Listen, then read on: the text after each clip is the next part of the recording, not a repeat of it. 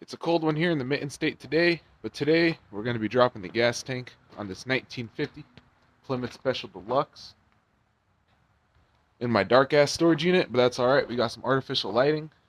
Let's get right into it. We got the back end of it on some Walmart Rhino ramps, which I really hope don't break under the weight of all of this thing's sins.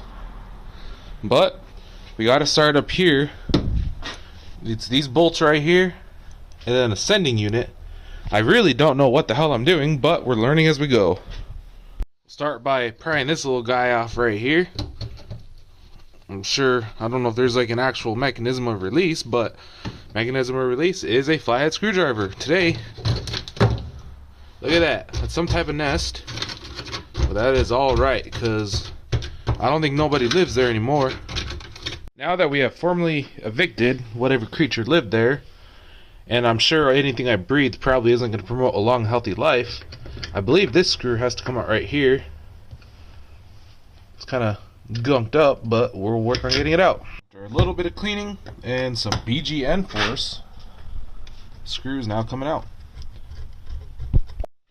After using a hammer and a screwdriver, I got this ring off, and it looks like this is what we got right here. So it looks like it's disconnected from the car. Now we're going to take these bolts out right here. This car was found in a field, and I'm sure a lot of the stuff in this trunk would cause significant health issues, but we're not going to worry about that today. We are getting this gas tank out, and we're going to start taking these bolts out.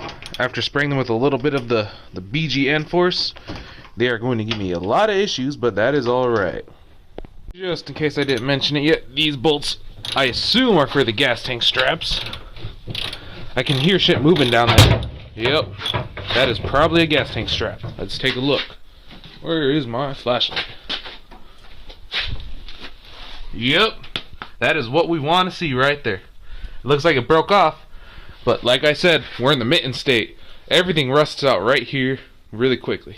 We're going to get this next one, and hopefully it'll bring our tank down. So I can bring it to the old splash and dash and wash it out, or see if I need a new one. I don't think it's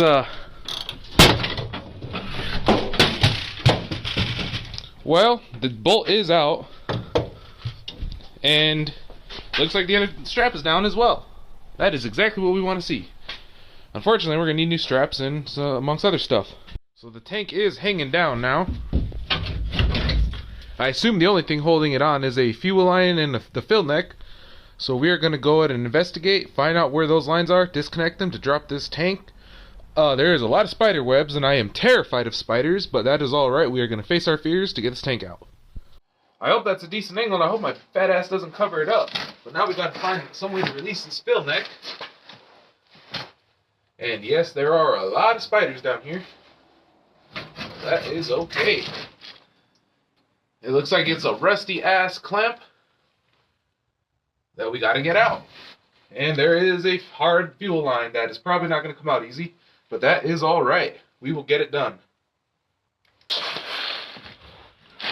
Ugh, fuck, that's a big ass fucking spider. God damn.